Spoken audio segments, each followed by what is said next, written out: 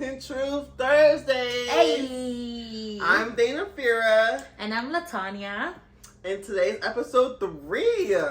That's so crazy. surreal. It's so crazy. I'm happy that everybody gets to listen to it now. No, for real. So you guys, let me know what you guys think. Like, first of all, I know y'all probably came for me when you guys heard that I blocked me and somebody. Oh yeah, the last episode. Yeah, nobody's perfect, okay? And it was just a very sad time. I'm not like that in real life. Don't judge my girl, y'all. Mind your business. She did what she had to do. Okay, but I'm over that. Mm-hmm. And I still follow them if that counts. Mm-hmm. Yeah. You still showing support, so that's good. Of course, I love love. Exactly. I love love, but I hope you guys had a great Valentine's. Yes, and today, what are we talking about? So I was thinking, right? All right. No, actually, they already know because they see the title. Well, yeah, that's y'all true. know from the title. Yeah, we gave you guys like a synopsis as well. Mm-hmm. But I was actually on TikTok the other day. True story. I was actually on TikTok the other day and I saw something that kind of ruffled my feathers, and I said, you know what, this would be something very good to talk about on our podcast because I feel like it would be one of the most relatable topics, especially for immigrants, because we're both immigrants from the Caribbean, right? Yes, ma'am. So, I really think that we should share our story as it relates to us migrating to the United States of America. Coming to America. Not the Eddie Murphy style, but still coming to America. Coming to Jersey. Yeah. Because he went to New York. Oh, yeah. Over here.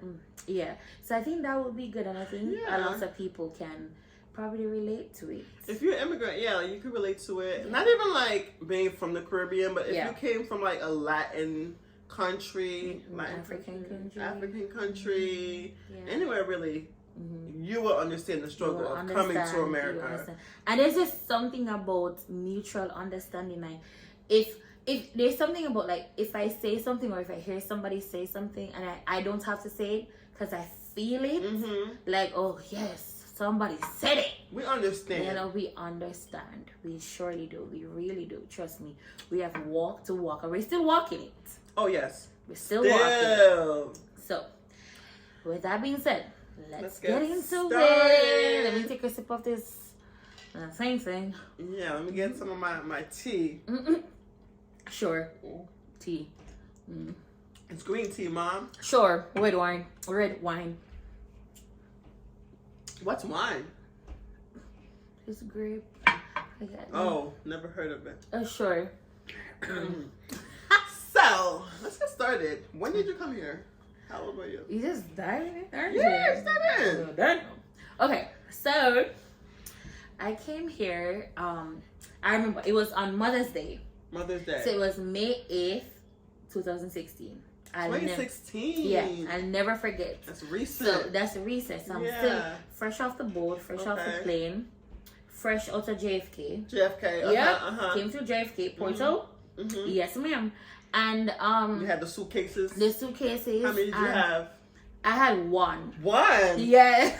Just one? I had one because I just felt like. Did you have a check bag and a carry-on? No, I just had one check bag, and I was very excited coming to a new country. I was very sad. I mean, obviously, I'm leaving family behind. Okay. My grandma, How old were you? I just turned 20. 20. Yeah. Wow. Just turned 20. Shit, they're gonna know my age, But it's okay. We'll edit this part out. Oh, it's okay. Yeah. Black don't crack. But so I came here when I was 20, and let me just say what I thought I had in mind was nothing. No. That I experienced. It's different. Completely different. So why did you come here? So I came here because my father filed for me. And I just migrated here. I came here because... And the whole process, a lot of people don't realize, it's not just you sign paperwork and go. No, it takes so a little backstory. Years. So a little backstory. So my name was spelled incorrectly than my dad's. So it was both Carnegie, but one letter So my name is spelled Carnegie, but it used to spell Carnagie. So that's changing that A to an E. It cost us a lot of money. I bet. Yeah. So we had to. Yeah. So we had to change that, and then the process. And it's a process. Can we talk about the fact that it's a process? Because we have to do expensive process. Very expensive. There's so many. Yeah. I mean, doors you have to go through, medical. It's you have not to go just. through. Why don't they just file? Yeah, it's not that. Trust me, it's not. It's a long process. And I just want to say that I deserve to be here like anybody else. Yeah. You know, but came here in 2016, and it's just it's nothing like our experience. I had to adjust real quick, and it has been a very scary adjustment. Yeah, to say the least. But what about you? When did you migrate? So I came here when I always told people I was 6, but my mama told me it was 8. Oh, of course. So I came here when I was 8. Mm-hmm. Why did I come here? So Haiti was not.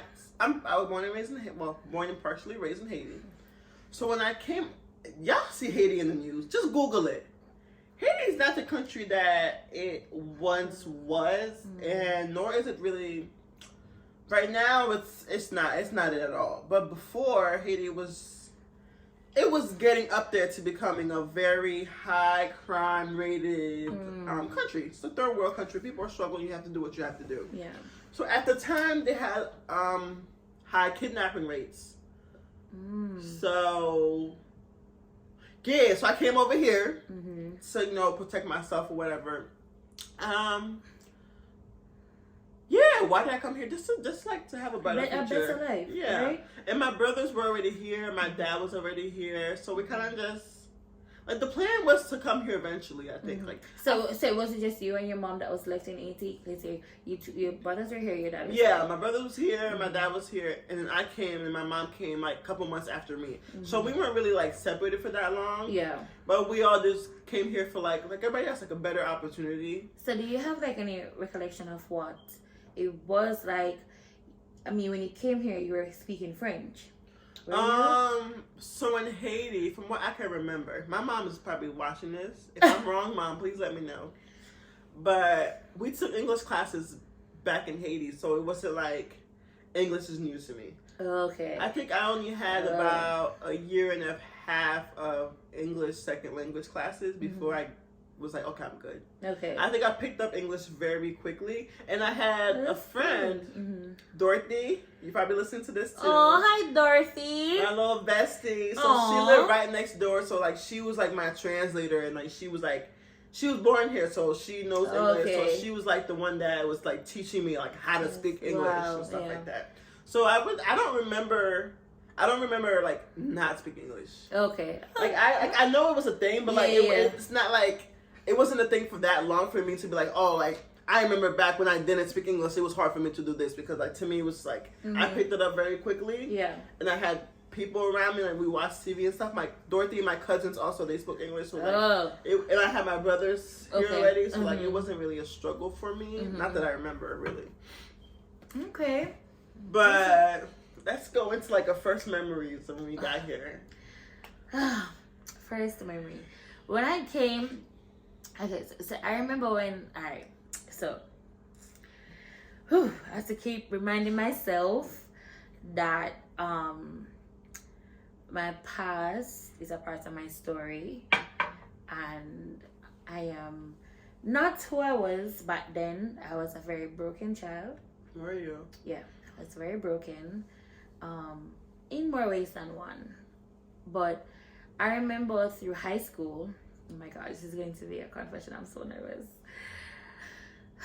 It's okay. It's okay. So I remember in high school, I wanted to fit in so badly. I used to lie a lot. In Jamaica? Yeah, I used to tell a lot of lies.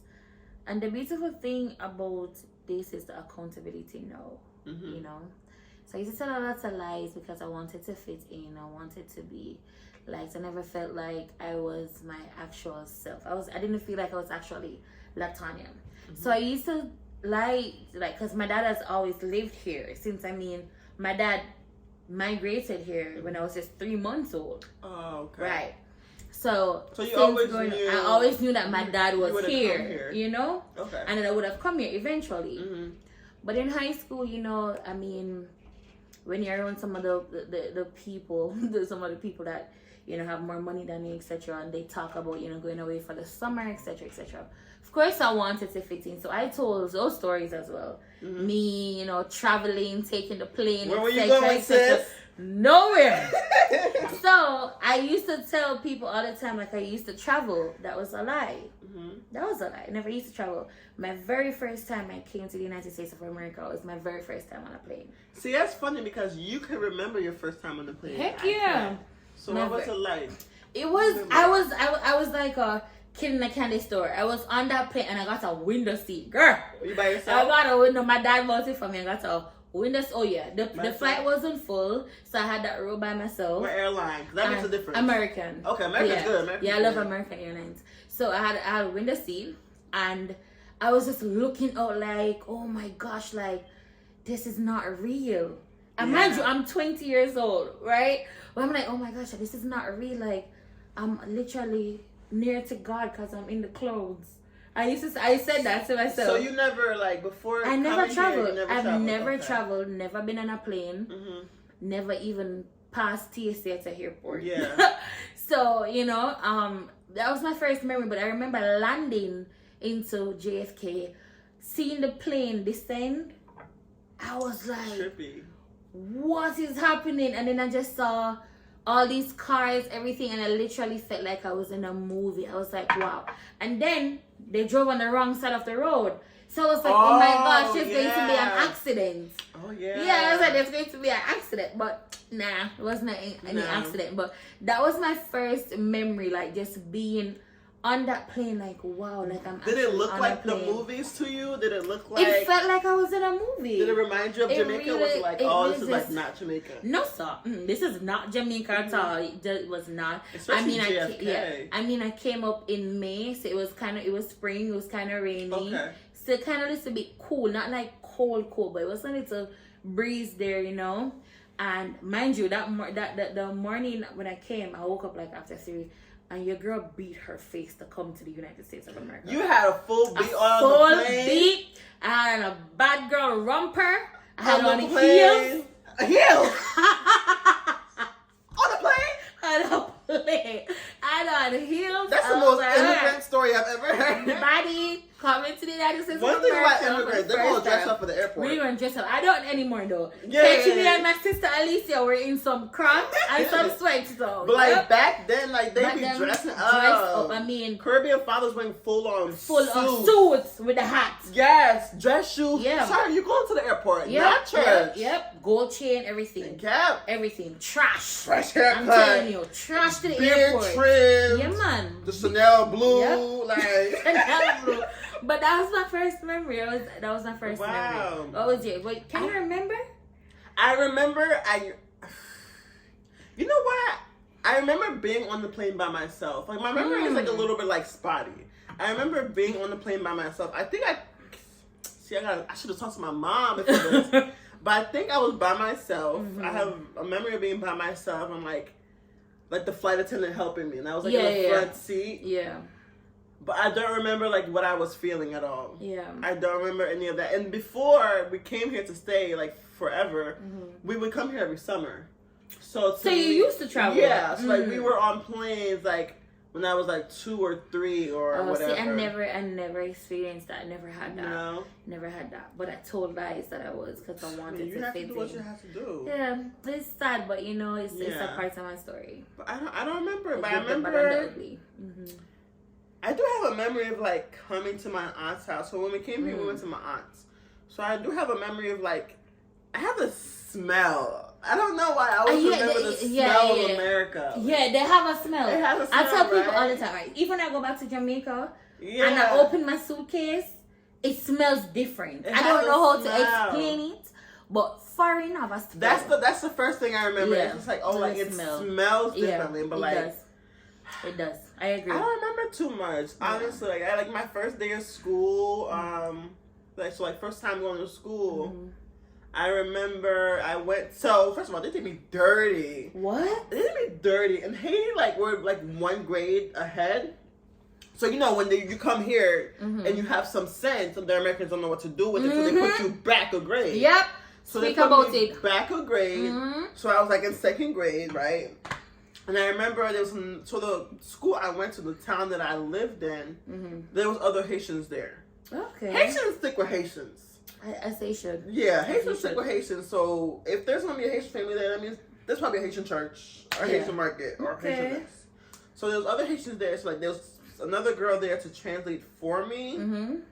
So I was like, okay, cool. I have her. Like I don't know why I don't remember much, but I don't remember like having a bad time. Oh. Like I feel like I was like lucky. Like I don't remember having a bad time and like it being like, oh my god, like, this is like so life changing for me. I think it's because I also adapt very quickly to my surroundings. So I think because you were young as well. Yeah, it's not like me that when I came here when I was 20. Yeah. So I mean, I'm mostly Jamaican. Everything, live, breathe, sleep, eat Jamaican. Yeah, 20 and 8 years old. Like 8 years old, like your life just started. Like I don't know anything. I'm just about. I want to play and watch TV. Yeah. So you really kind of know this as your home. Even though, you know, to me, like when people say, "Where were you raised?" I was raised in Jersey because you were born. All my memories are here. Yeah, your memories are here. Yeah, that's beautiful though. It is. But my first memory? Time, my first time going to school, so I attended Cumberland County College. Well, it's Rowan College of South Jersey. No, but my first time going there, so I'm not a math person, and I remember I had to do some exams for them to place me. Again, when you come from a third world country and you're brilliant, they don't know what to do. They don't know what to do with you. They don't know. They had to test me to see if I'm actually who I say I am. They be so shocked when you can read a book. Right? No, for real. They be. I know. Listen, went to that exam and I aced it, and they're like, okay, all right, this is where her placement is. So I got placed in some of the good classes in college, and my first time going to school, honestly, I loved it. I didn't really have a bad experience while I attended. So what was your first day like? Or do you remember? I can't remember my first day, but I mean, I definitely stuck by myself because like community college is not like uni where you have so much more activities. In community college, everybody just go about their business, mind their day, like just mind their business, go about their day. You get me? So it wasn't like a lot of activities going on, etc. So it was really like that. But I remember I wasn't driving at the time, right? So I had to be dropped off and picked up, etc. And then I remember I used to have to take the bus as well. See, and the bus system is not like in the Caribbean where I don't know how to take the bus in Jersey. So I had to take the bus, and it was very cruel. Really? Yeah, especially in the winter time. Like cruel, as in like I had to walk. To wait for it, or like people were mean. And I had to walk in the snow. It was cold. Like, listen, I think, and let me just say. Oh my God! What's the first time seeing snow? How was First that? of all, I was amazed, but when I opened the door, I was like, all right, yeah, all right. No, you don't like it? No, I don't. I prefer seeing it on the TV. Yeah. I'm not a huge fan of seeing the snow. I'm not a huge fan of the winter. Did it seem weird to you? It did. Snow? But let me tell you something that really, like, it scared the living black off my skin. Snowstorm? So, no. So it was one day, right? I was home alone. My dad just went to work. My mom was at work as well, and I was home by myself, and this was like at 3:30. I was watching TV and I fell asleep. Right when I woke up back in like 40 minutes later, it was pitch black outside, pitch black. So I jumped up and I felt like the world was ending, cause I'm like, how the hell it just moved from so much sun to now midnight. So I'm calling my dad like, oh my gosh, I don't know what's happening, like, am I dreaming, whatever. He's like, no, Latanya, is the time change back, so it's like daylight saving or whatever it is. So that literally scared the shit out of me. So in Jamaica, the sun goes down to regular like 8 p.m. 9 There's p.m. no daytime saving or moon time saving or whatever it is. Oh yeah. It's just, it is what it is. But when I came down back home? Anytime it's ready to go down. Like late night, like 9, 10? No. So like probably like after 5, 6 they're about. But here, because when the time changes, like 4 o'clock is dark. We're like 1 hour ahead of Jamaica when the time changes. Yeah. Here, right. Mm-hmm. But I wasn't used to that. But I mean, jumping from seeing the sun at 3:30 to when I wake up back like almost after 4 to seeing it dark. Gone. I was like, I was bawling. I was scared. I was like, what's happening? The world is coming to an end. God forgive me. God forgive me. What is happening? Honestly, that was. So was that your biggest shock?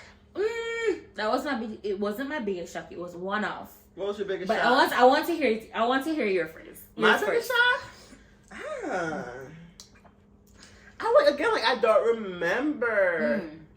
Oh my God, I think like my thing was the food. It was good. Like my mom, like You like the food here? Oh, fast food. Oh, I was a McDonald's fiend. Take me to Wendy's. Take me to Burger King. What?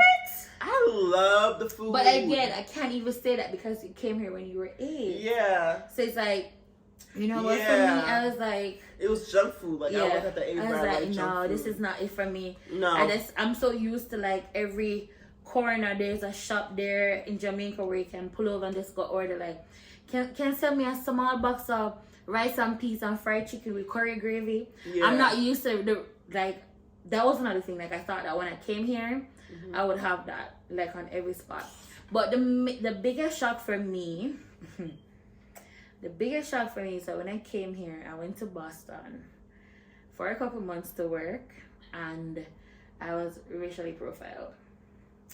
Yeah, that was my biggest shock. That's never happened before. And I was 20 when my father had to sit me down. Well, not even sit me down because I called him crying. What happened? So he had to talk to me. And that's when I had the talk about racism. Never knew it existed.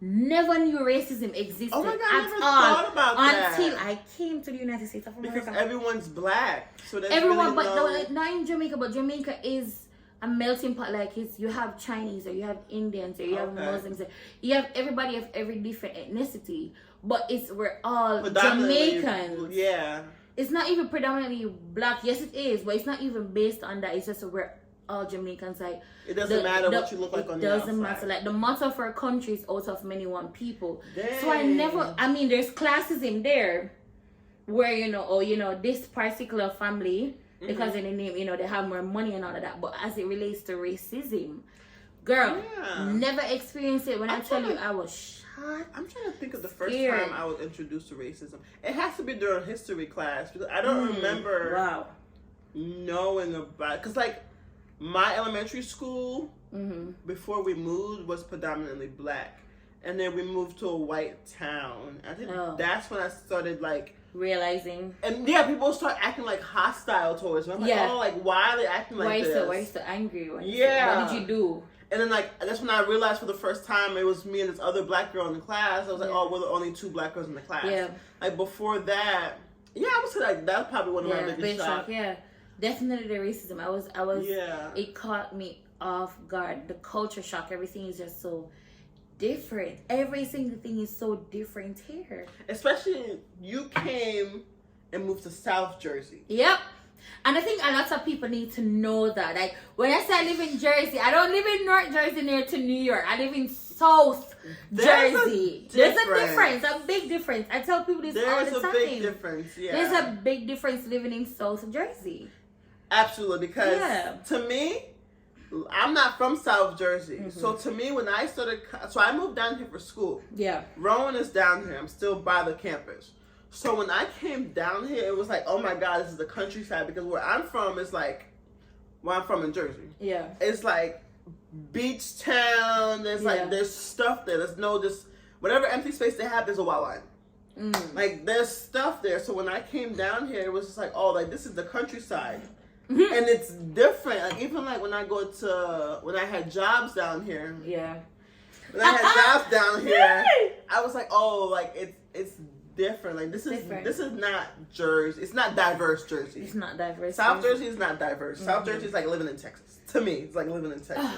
I mean, the town that I'm from in Vineland is very diverse. Yeah. I say, but then again, I don't go anywhere, you know. But I mean, in my community, in my community where I live, it's a handful of black people there. Mm-hmm. So I mean, that speaks for itself.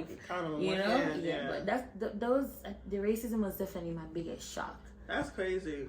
The cultural appropriation, like But you know what? Culture does play a big role. It does, and it goes hand in hand. Like I remember even through like community college and stuff. Like this guy, there was this one particular class we had, and this professor, she was so adamant that everybody has to read in her class. So each class, a specific row had to read from the book. So I remember this one time it was my turn to read, my row turn to read, and I was reading. And this white guy said to me, "Pronounce your words properly, because I'm not understanding what you're saying." And I turned around and I said, "Bitch, I said I'm talking English. How can you not understand?" That's ignorance. Pronounce your words properly, because nobody's understand what you're saying. That's ignorance. That's ignorance. It really is. This one time, I was coming out of the dollar store. My sister and I were cracking up, and there was this older white couple. So we're coming out. So I held the door open. Right, the wife walked in, and then the gentleman walked in. Before I let go of the door to close it, he turned. He said to me, "Go back to Africa." Oh. That's what he said. Go back to Africa. Out of nowhere? Yeah, and I held the door open for him. Then I couldn't do anything. I couldn't do anything but then just laugh, cause like what? What? I couldn't do anything, no, and I was like, yeah. I was like, okay, this is real comedy. Like it has to be comedy. He couldn't wait to get that out. And of course, they sit under the breath. Go back to Africa. And they be scared. They be scared. Yeah, definitely. Ooh. Well, knowing what you know now, or like experiencing what you've experienced, or what your life has been so far. You know what? I'm always grateful for any kind of like challenge or like change in life, because I just take everything as a lesson. So knowing what I know now, I would just keep everything the same. I would have immigrated here at the time that I did, and like having lived in Haiti, having lived in Haiti, I feel like that helped me build a good foundation. Yeah. And then when I came here, I'm sorry, some people don't have any sense. So like being from a foreign country, you understand that like some things are not as important as you really think it is. It's not. And you appreciate things more. Yeah. And you really and truly do when you come from a third world country. Yeah, and I also appreciate things being raw. Because I feel like here everything is processed. From the food, from the people, from what you watch. The people are processed. Yeah.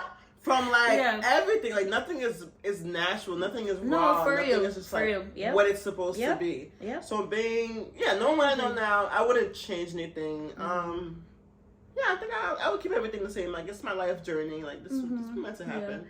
I would change things. I'm not going to lie. I would change things. I would absolutely change things, because what are two things again, I feel like maybe it's because you came here at such a tender age. Yeah. It affected me so much, like I was depressed. It sent me into a state of depression that I felt like, to the point where I had wicked insomnia. Like I couldn't sleep. I was to the point where I don't know if this makes sense, guys.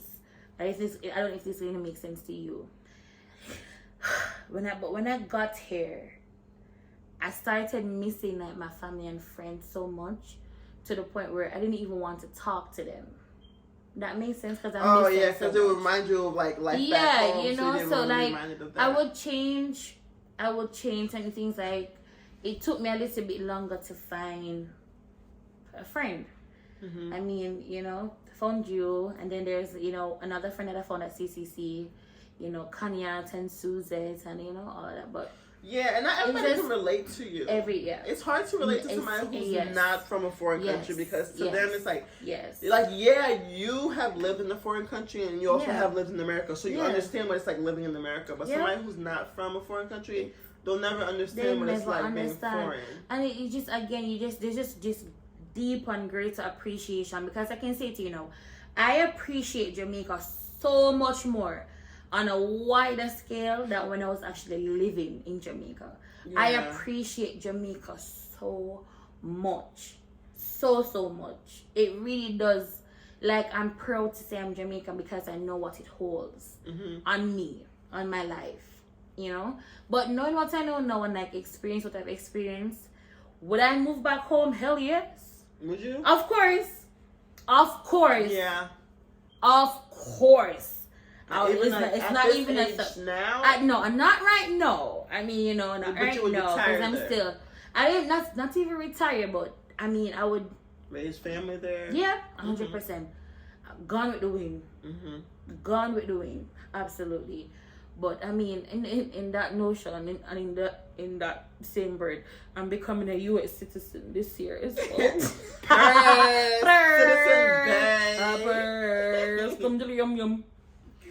Even that process takes. Well, you've been like you said, you've been here since 2016. Because I had to wait 5 years before I can do my citizenship.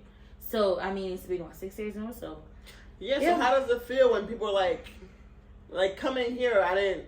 Now we had English classes, but I didn't speak English or like, you know, like fluently. Like, how do you, the way you see Americans treat immigrants? Because to me, it's annoying. Like, it's annoying. They're like, why can't they just speak English? Yes, like what I said earlier, and then they make fun of the way we talk. Yeah. And then this is my thing. Jamaica is well known for a specific word, whether it's wagwan or yeman or goody. One man's a me goody. That's I do. Anyways, but like, if I say to somebody, "Oh, I'm Jamaican," the first thing they're gonna say to me is, "Oh, bumbleclods." Wagwan. Yeah, like, cause I've been there. It's so awkward because what am I supposed to say after that? You know, like, being Haitian, they're like sac passe, but I get on my face. What they say? Sac passe. What's that? It's it means like what's up. Okay, sac passe. That's like the equivalent to them saying bumbleclot, because that's all they know. Because that's all they know, and it's so annoying because what am I supposed to say to that? Peace and love, Irie. You know, like, okay, but but people only know what they see in the movies. Yeah, they only know what they see in the movies. They really do, because everybody, I want to go to Jamaica, I want to go to the Caribbean or whatever, but they don't want to experience the Caribbean. I tell people all the time, you want to go to Jamaica, but you're going to the resort, and you stay on the resort. That's not Jamaica. That's not the Jamaica. Americanized version of Jamaica. That is not Jamaica. It's so watered down on the resorts. The foods are so watered down. You want to experience Jamaica? Go for a road trip. They make it sound like, oh, the Caribbean is the most dangerous place on earth. When you have people literally living right in our background, look at Philly, known as Philadelphia. You can't even walk your dog past 6 p.m. No, for real, bro. Are they gonna kill you or the dog? No, for real. Yeah, it's a mess. Right there. It's a mess. Right there. They just look down on third world countries, but I am proud to be from the Caribbean, and I'm proud to be Jamaican. I think this is my favorite episode. She says that every episode. No, for real. I think this is my favorite episode. I think this is my favorite episode. I think it's my favorite episode. Yeah, this is a real episode. Like I said, this podcast is gonna be real. So it's gonna be real. You don't have to agree with everything that we say. No, you don't, because I mean, everybody have their own opinion. Exactly. Just respect ours, like we respect yours. Yeah, absolutely. That part. Yeah. This is spoken truths. That's what we do. And you know, I'm glad I live here. It made me into the person I am today.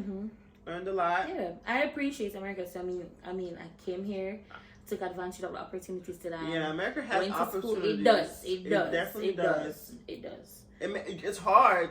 They make everything 10 times harder. Especially if and expensive.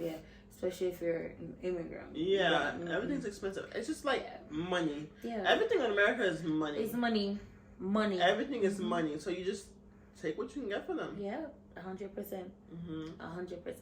Well, that ends this podcast. Well, not this podcast, this episode. Yes. My bad, this episode. And let us know what you think. If you're listening to this and you're from the Caribbean, or you're just an immigrant from anywhere, Africa or wherever, let us know what you think. Do you agree with us? Yeah. Is there something that you want to add? Let us know.